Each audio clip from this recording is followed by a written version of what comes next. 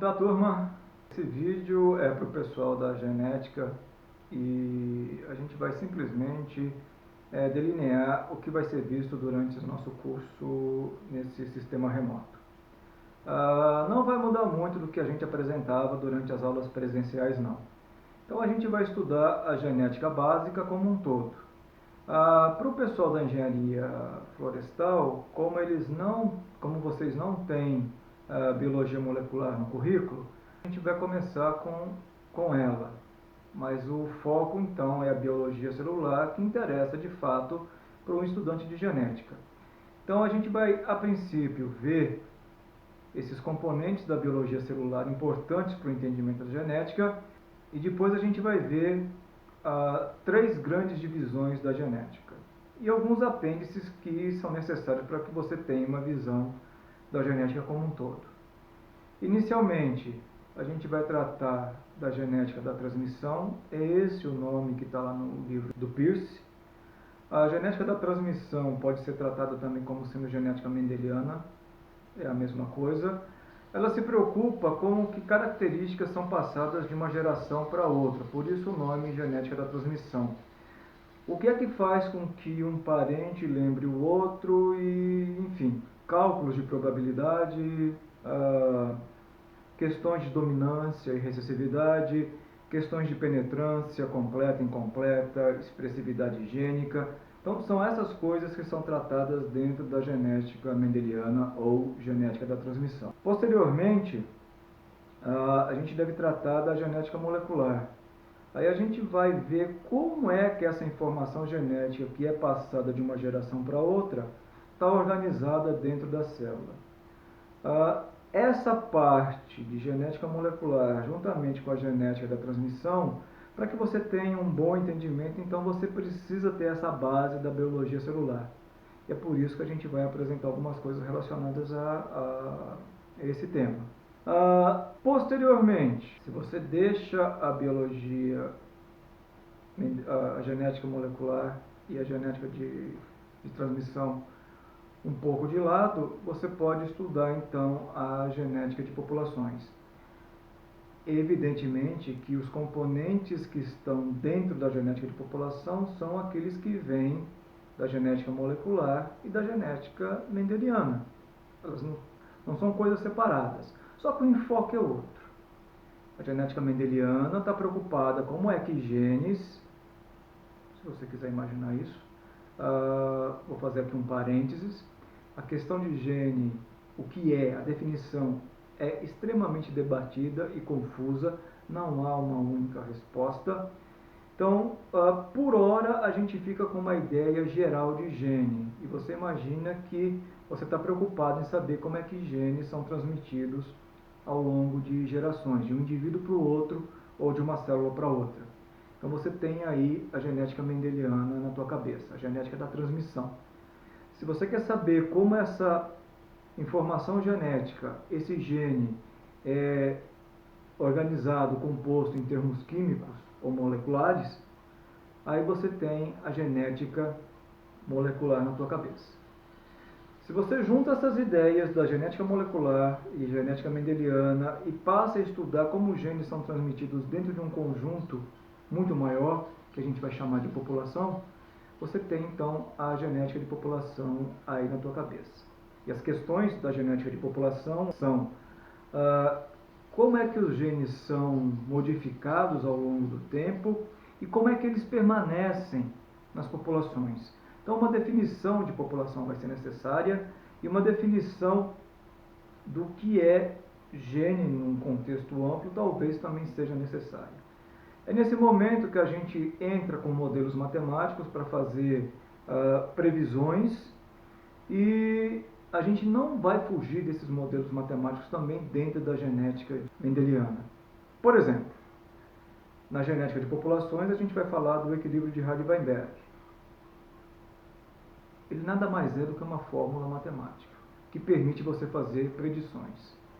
Mas na genética mendeliana eu posso perguntar o seguinte: qual é a probabilidade de eu ter determinado gene ou de eu ter determinado fenótipo, sendo que ele ocorre com uma frequência tal na minha família?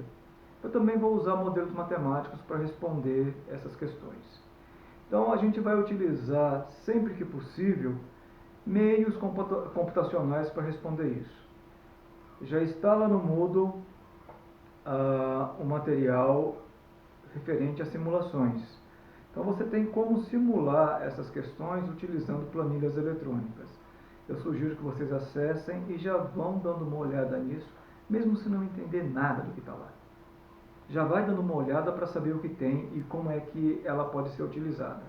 A gente vai fazer exercícios, a gente vai debater o assunto aqui, né, através desse meio, e provavelmente a gente vai trabalhar em conjunto também usando essa metodologia online. Nas aulas presenciais, quando a gente entra nessa parte de simulação, às vezes eu questiono os alunos qual é de fato o problema para que a simulação seja bem executada. A grande maioria de vocês, ou os colegas que já passaram pela genética, acaba respondendo que a grande dificuldade é realmente a falta de conhecimento de informática.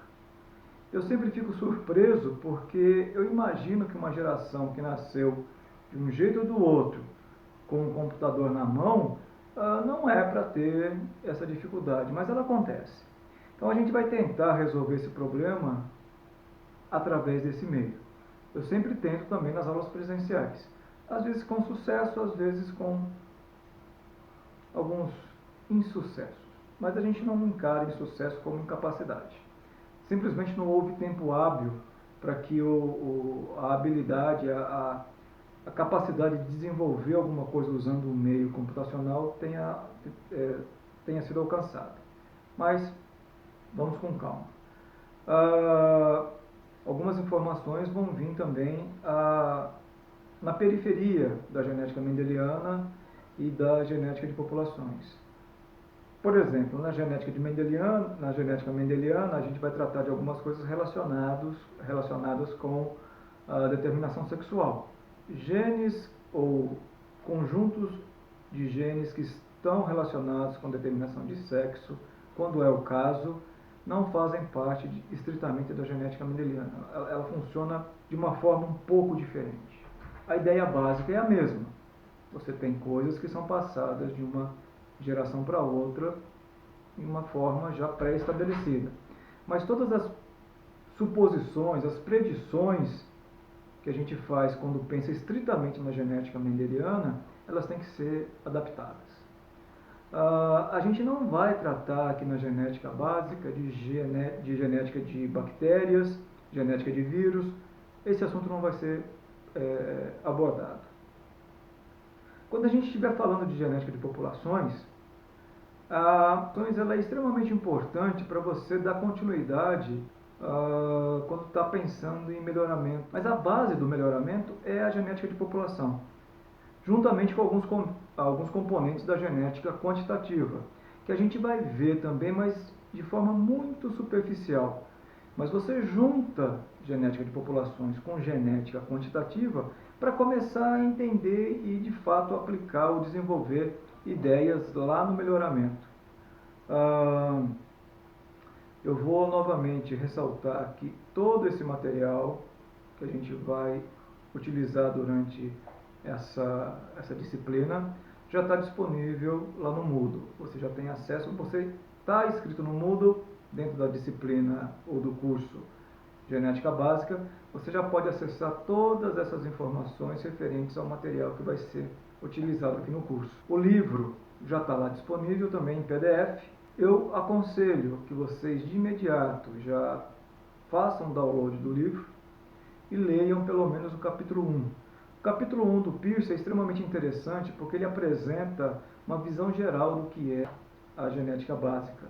E nesse capítulo também ele levanta alguns questionamentos sobre o conceito de gene. Existe um artigo já disponível para vocês que trata exclusivamente da problemática da conceitualização de gene. A gente vai esbarrar em alguns momentos com essa dificuldade aqui dentro do nosso curso, mas então é bom que vocês de antemão já tenham a possibilidade de entender que esse conceito é extremamente volátil, ele muda de acordo com o contexto. Então dê uma olhada no primeiro capítulo do livro do Peirce e, se puder, nesse artigo também que está ali no Moodle. Esse artigo é em português, mas se tivesse em inglês, novamente não é problema.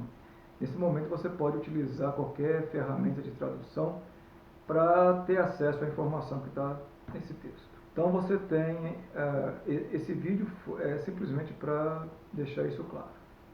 A gente vai ver a genética básica dividida em 3 grandes linhas, ou 3 grandes grupos, e, em particular, a metodologia que a gente vai utilizar é muito mais de tentar resolver questões pertinentes à genética básica, que de fato agrega alguma coisa para o teu entendimento do assunto, do que ficar resolvendo probleminhas como vocês devem ter feito no ensino médio, do tipo: qual a probabilidade do meu filho nascer com uma doença, sendo que o pai dele não tem, mas existem casos na minha família. Bom, eu acho que sempre que possível a gente vai deixar esse tipo de questão de lado.